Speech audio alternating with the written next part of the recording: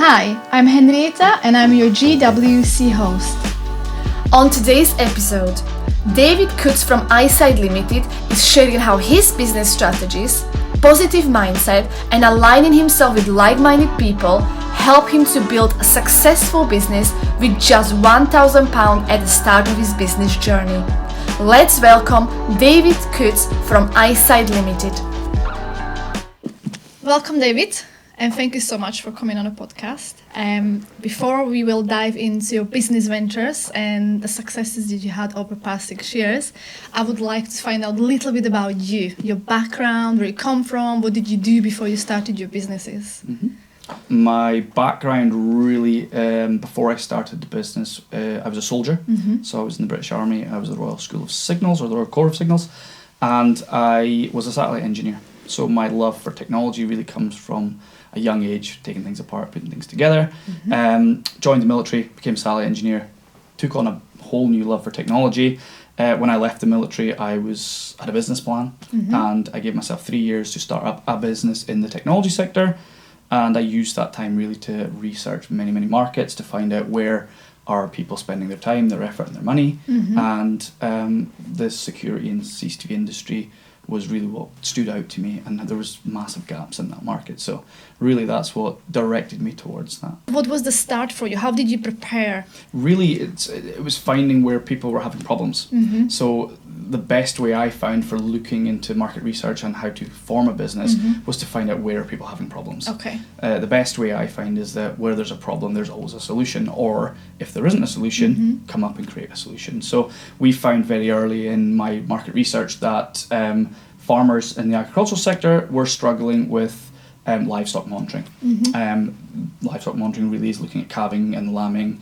There was no real great technology involvement really back then. Mm-hmm. Technology had just recently evolved into a new internet-based technology at the time, and there were many solutions out there. So putting together packages that solved the problem of farmers travelling up and down to agricultural sheds through the evenings, mm-hmm. We had a solution for that. And we literally put together and pieced bits of equipment together that weren't necessarily made to go together, mm-hmm. and that solution formed what we started our business off as, an agricultural livestock monitoring company. So you had 3 years to prepare. Mm-hmm. What was your process or your strategy? To be honest, the 3-year period was all market research, really. Okay. So I went, when I came back to the UK, because mm-hmm. I was based abroad for 10 years, when I came back to the UK, I joined a security firm mm-hmm. In an industry that I was already in while I was abroad. And that opened many different doors and avenues and put me into sectors and allowed me to look at the industry from outside in. Mm-hmm. Also allowed me to speak to various different types of people. Where are people really focusing their time, attention, money, and where are the problems? Mm-hmm. So that company that I worked for was a massive stepping stone, and I used that 3-year period within that company to look at the markets from outside in, and that was really the best way I found to look at the business. When I decided to start the business, mm-hmm. that's really when it all came down to, once I know which sector, which industry I'm going to go into, that's when I can look at building my brand around mm-hmm. it and making it work for the industry that I'm looking at going into. And then we looked into business cards, logos, websites, and a lot of that. Being technical and in a technical industry, these things came quite naturally to us anyway, so it allowed us to do it ourselves. So we didn't have to outsource too much of those things, so it can be quite costly to start your own business. But because we're in the tech industry, websites, creating logos and things like that, these sorts of things, came quite naturally to us. Brilliant. But again, we did use people around us that we knew from industries, or we used a lot of network contacts there, which was a fantastic help for us in the business. Your particular business, I would say, if you're setting up, there will be quite a bit of funding you have to have, or money that you're ready to spend to obviously set up this type of business. Where were you getting your? Did you get the funding, or what was your startup? So my startup was actually quite a random, not rags to riches, but rags start. Yeah. So I took £1,000 out of my own personal bank account. Mm-hmm. I bought a van. Mm-hmm. The very first project I ever picked up, I went out and I bought the equipment just with my own cash. the profits of that equipment were reinvested back in. I did another job, and then again, did another job, and it spiraled like that. So really, it was built out of nothing to start with. We looked at investment early on in days, and we took on people to work with us early on. The agreements didn't work out the way we'd hoped, so we, bought back out of that, and we really grew the business job by job to start with, which was interesting because we had so much levels of accountability then. If I'm spending my money and building my business from the beginning with the cash I have in reserve for my family, it meant that I absolutely had to succeed. Now, to be honest, I had no doubt that we were going to progress and move forward and do well. It's just the type of character I am. And I genuinely believe in what I do. I also stand behind the products and the solutions that we had also designed and put together. So it's easy to move forward and to be confident with your solutions. When they're good and tried and tested. Before you started, have you discussed with anyone that you are going to start a business, what you're going to do, and what were people's opinion and advices on that? Did you have any negativity, or was it more or less positive? Because people will have their opinion, and some people will not always be positive. Sure. Did you have what was the response? It's not something that I really went out to look for advice on, because a lot of people around me, family members and other things, aren't naturally business owners. So I firmly stand behind the opinion of, I like to take the opinions of people who are doing it and doing it well. I'll always try and play sports against guys that are better than me so I can learn from them. So really the people I looked at were while like I said, the 3-year period I was building up, I was discussing with other successful business owners while I was working with them on projects, where was it difficult for you? And I'm thinking of this, what's your opinion on this? And a lot of it came down to, you're a pretty enthusiastic guy who seems knowledgeable about what he's doing. Use the knowledge, use that energy, push it forward, stay positive, and just go for it. Take the risk. So like-minded people. So it's great to always, when you're starting up a business, the message is surround yourself with like-minded people, 100%. And then you will do just fine. You don't need any negativity around you. I know you've got 2 kids, so that could not have been easy when you're starting up a business, having 2 children, you have a dog, and obviously you must have a supportive partner. Absolutely. What was it like for you guys when you were just starting up, obviously having all of that responsibilities and trying to drive your business as well? It was a conversation that was important to have. It was a permission conversation. Rachel, my partner, we had the conversation very early, and it was given to her. So I want to start my own business. She knew this when we were early in our relationship. Anyway, this is the time I've decided to go. I'm going to cut the cord. I'm going to do what I'm going to do. And Rachel 100% fully stood behind me. I gave her a 3-year ultimatum. Give me 2 to 3 years to get where I need to be, and then we'll readdress things then. And we did. And she gave me that. Rachel's an extremely supportive person in my life. Not just with family, she's also part of our business now, and she's a fundamental part of the business. Everybody in this company has a massive, massive role to play within the business, and everybody is fundamental to the business being successful. What was the most difficult things that you had to overcome? Did you just look back now and think, oh, it was hard, but I managed to overcome it, and here I am now? I think early it was time management. We came up with a solution that was very quickly in high demand. Now I'm one guy, one van, one set of hands, and I can only be on one project at one time.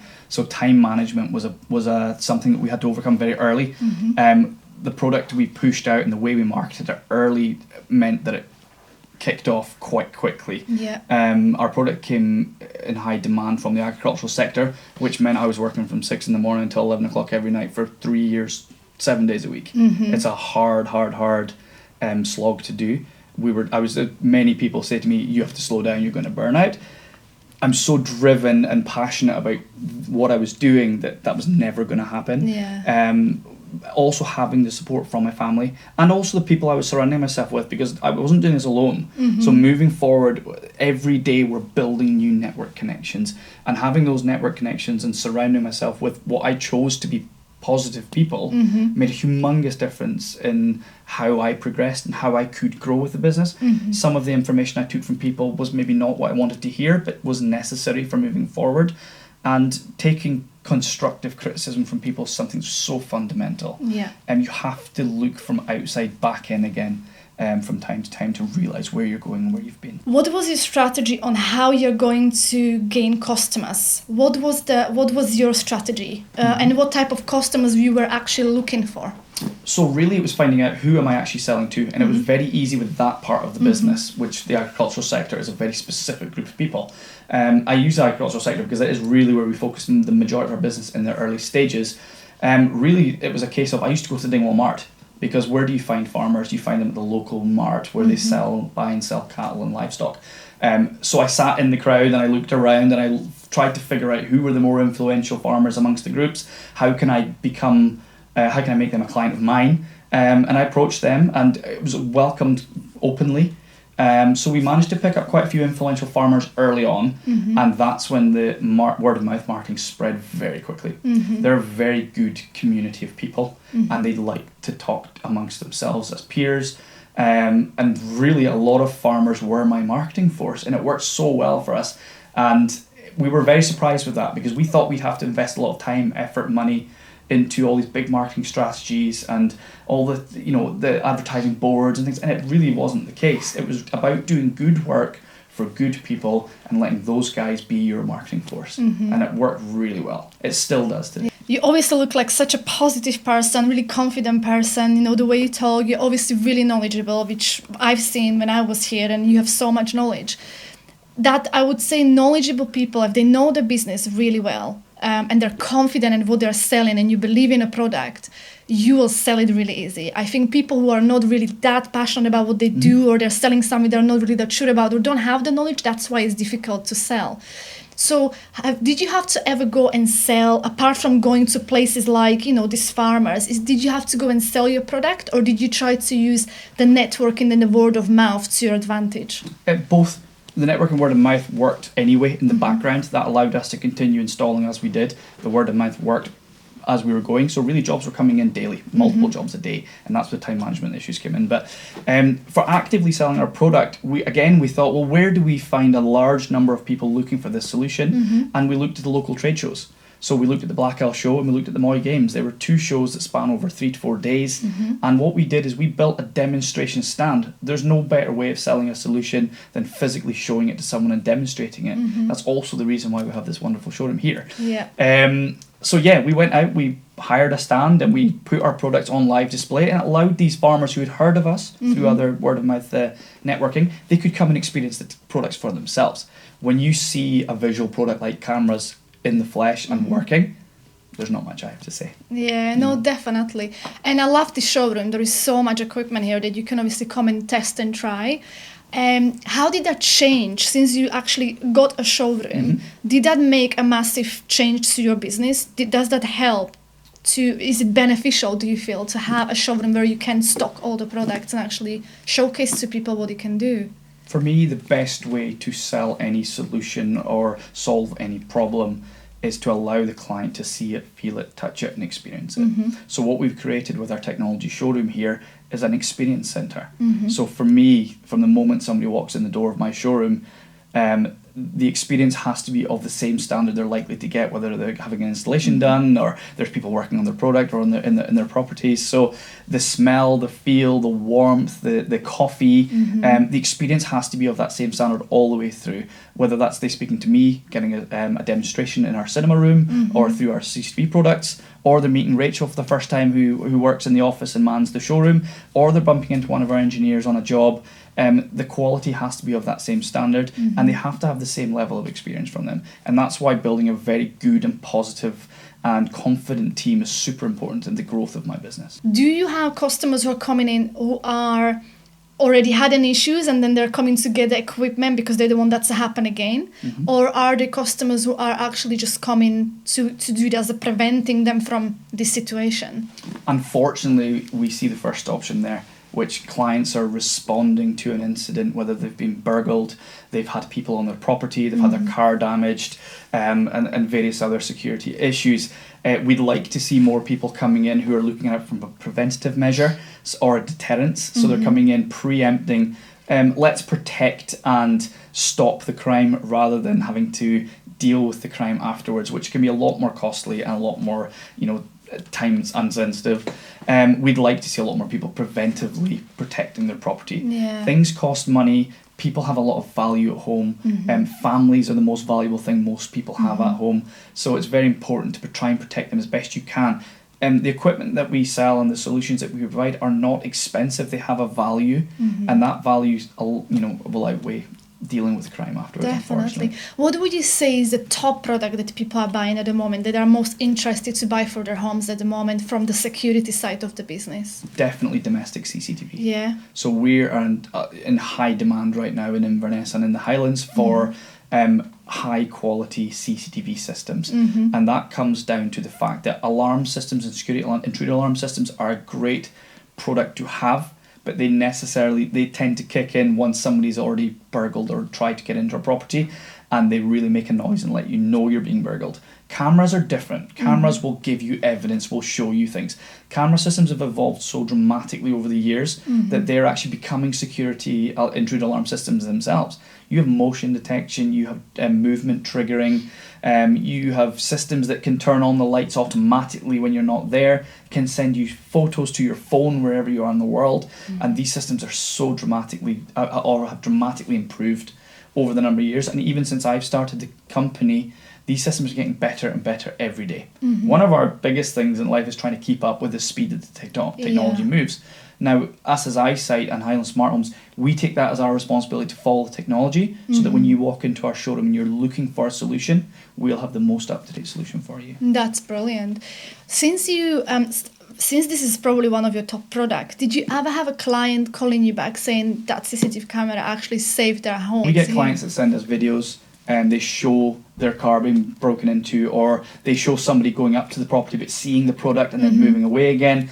We get people sending us pictures of birds and foxes and badgers and animals throughout the property. We get all sorts of really cool things back from client, because we do, we love client feedback. If they're not happy with something, we want to know just as much, because at the end of the day, we're always going to do our best to give them the best product on the market. So it's nice to hear the good things, but it's also important to hear the things if there's ever any issues, because it's vital to us that we give the high quality service every time. That's brilliant.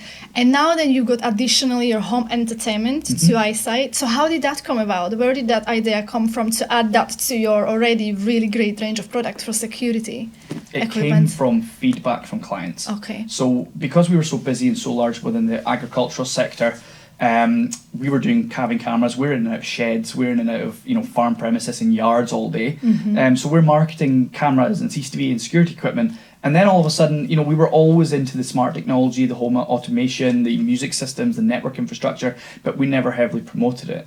So farmers would come to us and see us promoting on our social media pages, whether it's Facebook, LinkedIn, Instagram, whatever it was, and they would see me promoting music systems and cinema rooms and all these sort of different technologies, and we'd get the questions, are you guys still doing calving systems or farming systems? I said, yeah, we are. Why do you ask? And it's more a case of, oh, sorry, we're just seeing you posting about music systems and all this shiny technology. We didn't know if you were still doing that. So it actually became quite an issue that we needed to almost split the businesses so that we could focus our marketing strategies on both different sectors, separately, because they are technically sometimes different clients. And there's no point in us throwing something out there and just hoping that it catches the right person. So we created Highland Smart Homes. Highland Smart Homes is a sister company to ISight, and we share a showroom. And Highland Smart Homes really is the bespoke home entertainment solutions, and ISight Systems is CCTV and security systems. So there is a split. It's a clear split. They do tie into each other both ways. But it allows us to now focus our marketing to the right market. They do overlap, but it allows us to control that a little bit better. That's brilliant. So since you started your business, you grew, this is now 6 years that you're in a business. 6 years, Looking back, what are the lessons that you learned along the way, that if somebody was starting up a business right now, from somebody who has experience and is running in 6 years, what will be the lessons that you would take advise? on mentorship early? Take on opinions from folk that you respect and you value, and learn from the guys who are doing it well. There's a lot of people out there that are very, very successful, and they've done it in many, many different ways. You use their failures and their struggles to to better yourself. It saves you having to do it. It's kind of interesting because now listening to I'm thinking this guy basically grows his business by taking feedback from customers and taking feedback from other people, because you always want to better yourself, which is not always strength of other business people, which is quite incredible, and that just shows and proves that you are obviously successful because of you are taking feedback. You're not afraid of almost constructive criticism, shall I say, and that really helps drive your business forward. You sound like such a positive guy. What gets you going in the morning? What motivates you to wake up every morning? You are in a business for 6 years. It's been hard. You are probably having the hard days, bad days, good days. What drives you every single day? My biggest driver in business is solving people's problems. It's quite a cliche, but I love it, and I'm driven by it, and I'm confident in what we do. I'm also very confident in the products that we offer.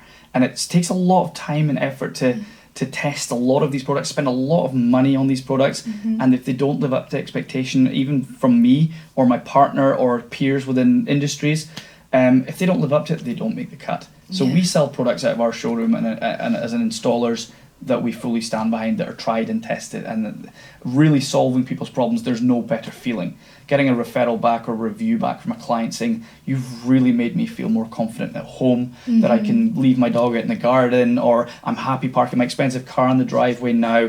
It means a lot to us, and we're fueled by that sort of happy critique, really. And like you said there, I'm happy to take constructive criticism. Because at the end of the day, every day is a school day. I don't know everything. There are many, many good people out there who know a lot, and I'm like a sponge for knowledge to absorb that information from these, especially the ones that are willing to give it. Successful people want to tell you about their successes, and I'm more than willing to listen. Before we get back to our interview, I would like to tell you about today's sponsor, ISight Ltd. ISight Ltd specializes in CCTV systems, smart home technology, audio, video installations, networking, and Wi-Fi. They continuously research improvements on current products and new technologies, allowing them to advise you on best solutions and options for your requirements. They recently opened a showroom located at 50 Seafield Road in Inverness, where you can experience the products live, have a nice cup of coffee, and discuss your requirements with their friendly team. Thank you, ISight, for sponsoring this episode. Now back to the interview. Inverness is sort of a small place, and lots of people think there is not enough opportunities. What do you think about this? Inverness is a small place. The Highlands is not a small place. We don't look at Inverness as our region. We look at the Highlands as our region. Not just the Highlands, we cover Moray and Aberdeenshire as well. We also, so our area of coverage, and I think it's quite common for people in the trades, is from Perth to Orkney. We have clients all the way up as far as Orkney. Area. Huge area. Brilliant. It means our guys are travelling a lot, but the travelling is part of what we do.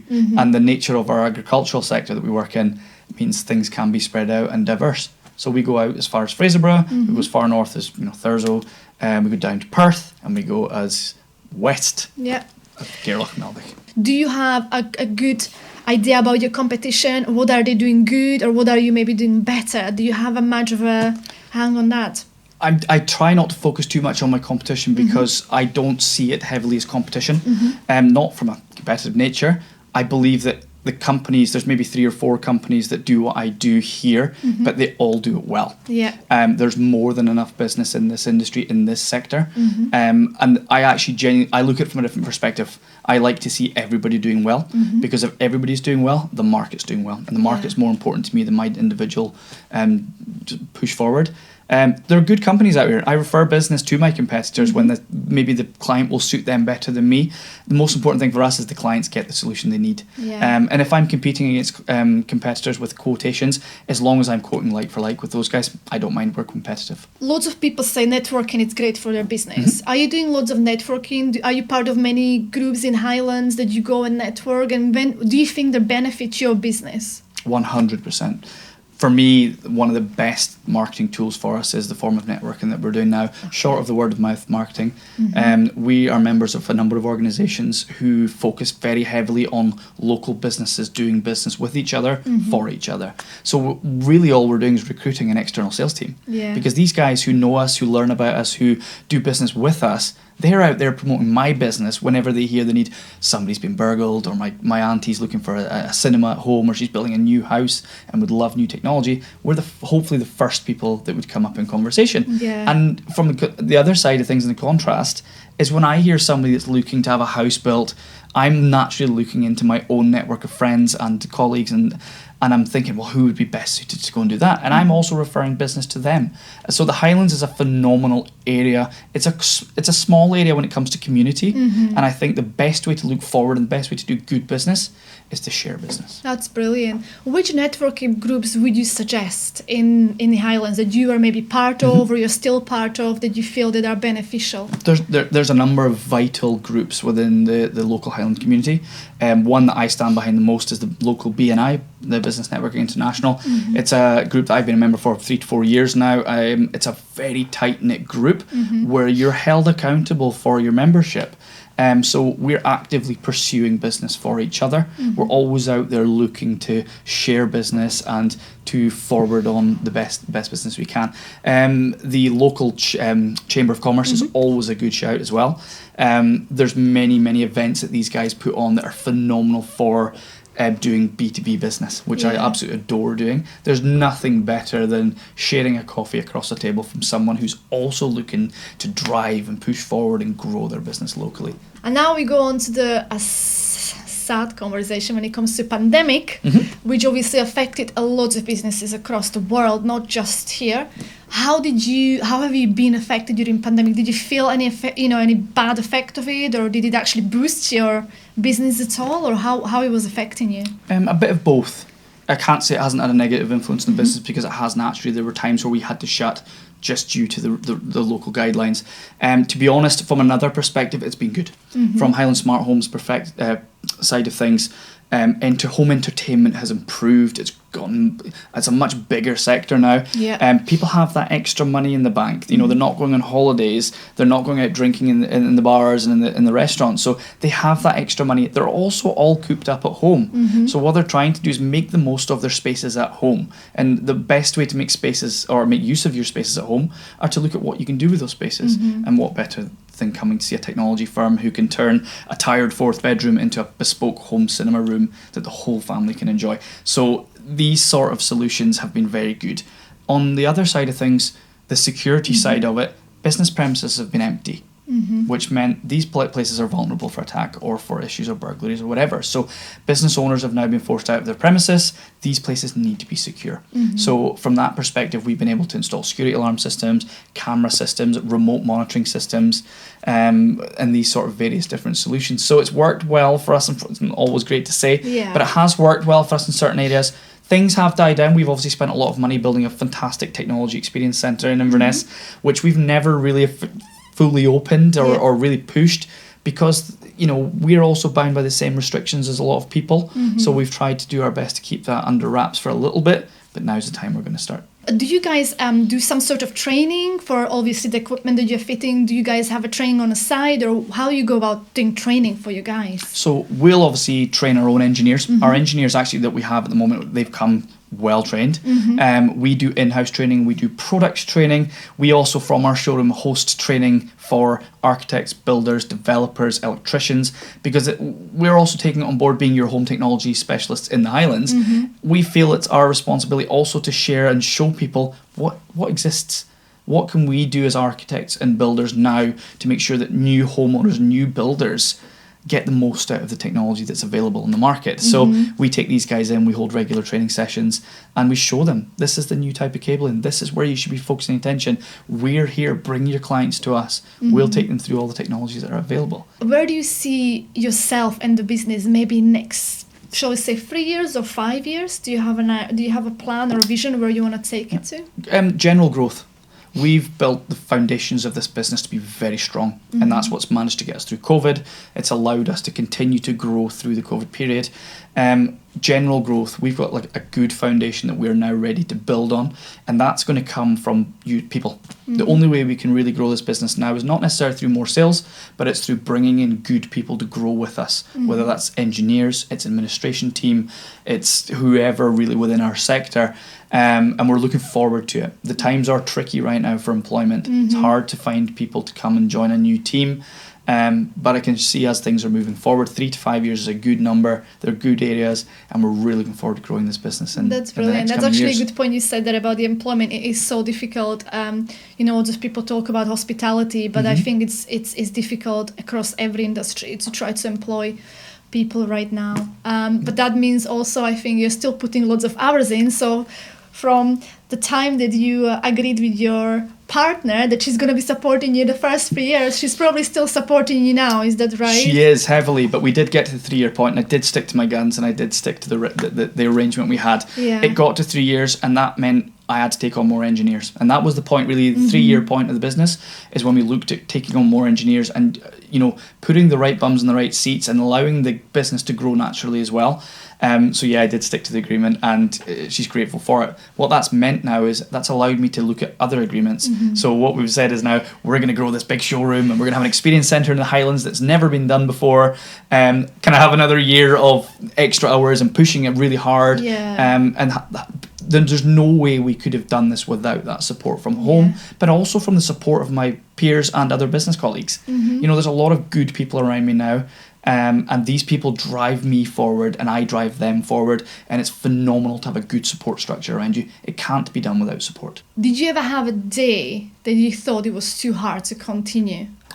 Yeah, many days. Yeah, and how Not too hard to continue. It was more that I looked at them from, should I continue being a self-employed businessman and have a company with employees?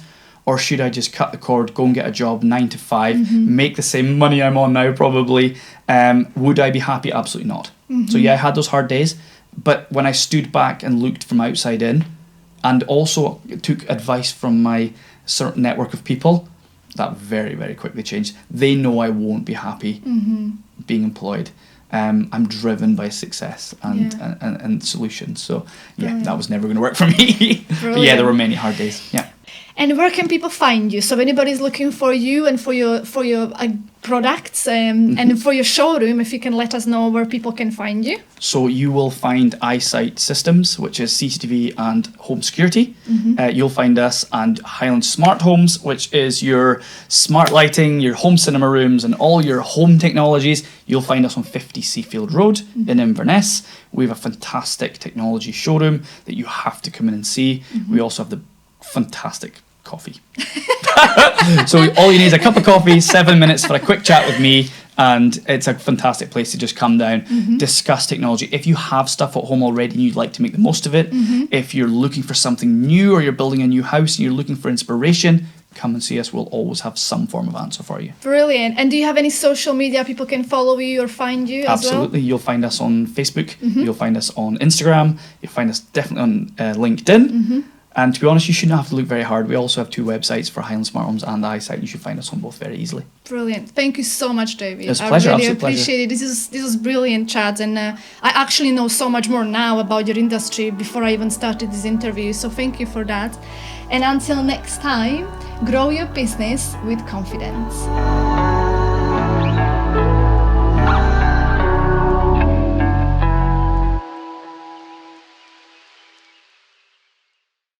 And remember, it's David from ISight Systems, and we save you time with technology. Scene.